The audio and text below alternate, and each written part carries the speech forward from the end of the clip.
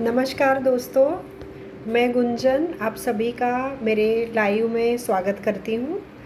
आज मैं आपको होलिका दहन और होली के त्यौहार के बारे में एक प्राचीन कथा बताने जा रही हूँ।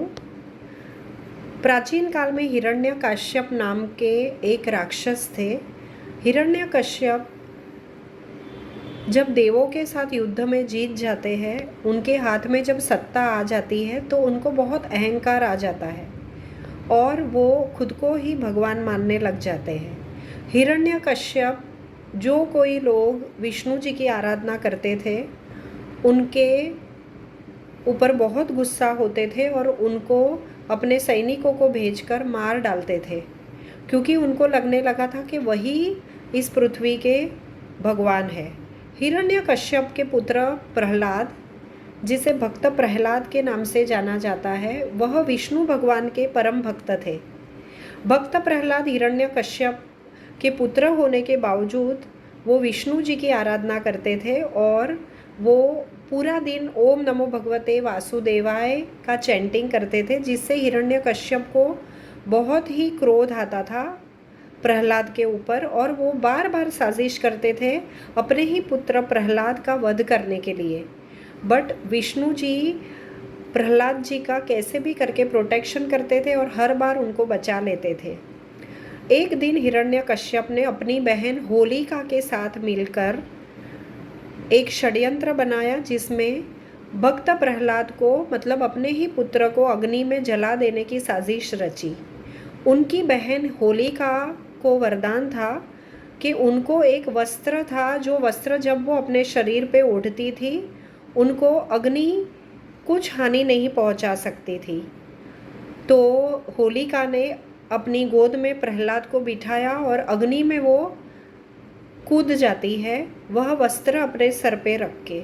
विष्णु जी ने जब देखा कि भक्त प्रहलाद अग्नि में बैठे हुए भी ओम नमो भगवते वासुदेवाय का चैंटिंग कर रहे थे, तब विष्णु जी ने एक चमत्कार किया और होलिका के ऊपर जो वस्त्र ओढ़कर होलिका बैठी थी, वह वस्त्र को चमत्कारी तरीके से विष्णु जी ने उसके शरीर पे से उड़ा दिया और होलिका अग्नि में भस्म हो गई और भक्त प्रहलाद को फिर भी कुछ भी आँच नहीं आई, क्योंकि विष्णु जी ने प्रहलाद की रक्षा की।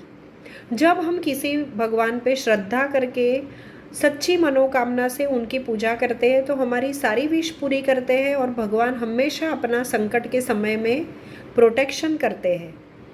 उनके पिता हिरण्यकश्यप को 5 वरदान ब्रह्मा जी ने दिए थे। उनको कोई भी मनुष्य नहीं मार सकता, ना ही कोई प्राणी मार सकता है। दूसरा वरदान था कि ना ही उनको कोई रात में मार सकता है, ना ही उनको कोई दिन में मार सकता है।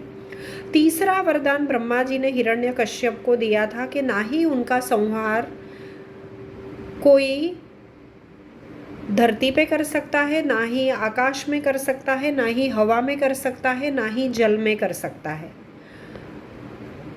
उनको चौथा वरदान था कि ना ही उनको कोई घर के अंदर मार सकता है, ना ही कोई उनको घर के बाहर मार सकता है। और 5वां वरदान था कि ना ही उनको कोई अस्त्र से मार सकता है, ना ही किसी शस्त्र से मार सकता है। जब विष्णु जी को पता चला कि वो भक्त प्रहलाद को मार देना चाहते हैं और इस तरह से होलिका के अंदर उनको जला देने की कोशिश की, तब एक दिन शाम के समय विष्णु जी ने नरसिंह अवतार लेकर हिरण्यकश्यप का वध किया। नरसिंह अवतार जो विष्णु जी का अवतार है, जिसमें वो नर और सिंह दोनों का कॉम्बिनेशन है। तो जब विष्णु जी ने अपनी लीला से हिरण्यकश्यप का वध किया, तो जो 5 वरदान ब्रह्मा जी के दिए हुए थे, वो 5 में से कोई भी वरदान तोड़े बिना उनका वध किया। जैसे कि पहला जो वरदान था ब्रह्मा जी का दिया हुआ कि ना ही कोई हिरण्यकश्यप को मानव मार सकता है, ना ही कोई प्राणी मार सकता है।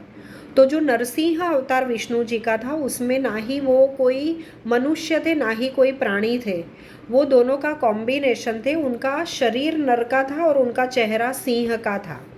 सेकंड जो वरदान था कि ना ही कोई रात में मार सकता है, ना ही कोई दिन में मार सकता है। तो संध्या समय में जब दिन ढलता है और संध्या की शुरुआत होती है शाम की अंधेरे की, उस दौरान बीच का जो नक्षत्र होता है उसमें उसका वध किया जाता है। संध्या काल में ना वो दिन में गिना जाता है, ना वो रात में गिना जाता है। तीसरा वरदान जो था कि ना ही कोई तुम्हें जमीन पे मार सकता है, ना ही कोई तुम्हें आकाश में मार सकता है, ना ही कोई तुम्हें हवा में मार सकता है, ना ही कोई जल या अग्नि में मार सकता है। तो विष्णु जी ने अपनी जो लीला रचाई, उन्होंने हिरण्यकश्यप को अपनी गोद में सुलाकर उनका वध किया। ना ही वो जमीन पे था, ना ही वो अग्नि में था, ना ही वो आकाश में था, ना ही वो जल में था, ना ही वो पृथ्वी पे था। उन्होंने अपनी गोद में उसको अच्छी तरह से सुला के उनका वध किया। नेक्स्ट जो वरदान था ब्रह्मा जी का कि ना ही कोई अस्त्र से तुम्हें मारा जाएगा, ना ही कोई शस्त्र से तुम्हारा कोई वध कर सकता है। तो जब नरसिंह अवतार में विष्णु जी ने उनका वध किया, तब उन्होंने कोई भी अस्त्र शस्त्र यूज़ किए बिना उनके हाथ के जो नाखून थे सिंह की तरह बड़े नाखून, उस नाखून से उन्होंने अपने गोद में सुला कर उनके शरीर को नाखून से फाड़ कर उनका वध किया। तो इस तरह से भक्त प्रहलाद की रक्षा करने विष्णु जी ने स्वयं अवतार लिया इस पृथ्वी पर नरसिंह अवतार में। आपको भी पता होगा सबको कि विष्णु जी अलग अलग अवतार में प्रगटे हैं इस पृथ्वी पर। जब जब इस दुनिया पर अन्याय बढ़ेगा, जब जब पाप बढ़ जाएगा, तब तब विष्णु जी अलग अलग अवतार में इस धरती पर जन्म लेते हैं और पाप का नाश करते हैं। तो ये जो कथा है, होली की कथा है, बहुत प्राचीन कथा है और एक सत्य घटना है जो विष्णु जी ने अपने भक्त की रक्षा करने के लिए नरसिंह अवतार में जन्म लिया।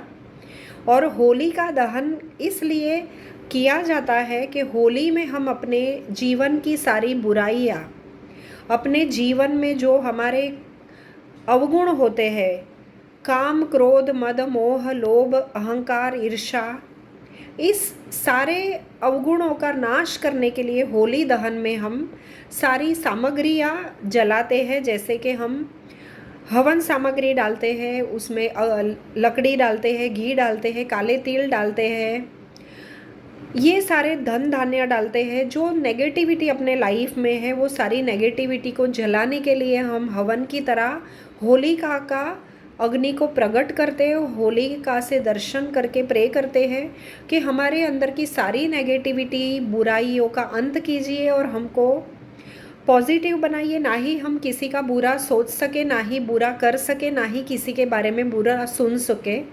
और हमारे लाइफ में बहुत सारी पॉजिटिविटी आने के लिए होली का दहन करते हैं। और होली की अग्नि से प्रकट हुआ धुआं बहुत ही पवित्र धुआं होता है जो हमारे लाइफ के प्रॉब्लम्स दूर करता है, प्रोटेक्शन करता है और हमारी लाइफ में बहुत सारी खुशहाली और सुख शांति लाते हैं। तो दोस्तों, आज मैं आपको होलिका दहन की एक अमेजिंग हीलिंग कैंडल बताने जा रही हूँ। ये आप देख सकते हो, होलिका दहन की ये कैंडल है जिस पे लिखा है the ritual symbolises the victory over good over evil. So आप देख सकते हैं इस कैंडल में 3 कैंडल मर्ज की गई है। ये रेड कैंडल है for true love and relationship, orange है रोड ओपनर कैंडल और ब्लैक है स्वाहा कैंडल जो नेगेटिविटी, ब्लॉकेजेस, बुरी नज़र को दूर करता है। ब्लैक से आपको लीड करना है होली की शाम को आपके घर पे और आपको 10 मिनट मेडिटेशन करना है कि मेरे घर में पॉजिटिविटी है, मैं बहुत खुश हूँ और मेरे लाइफ में बहुत सारी अपॉर्चुनिटियाँ मुझे मिल रही है and I am successful in my life.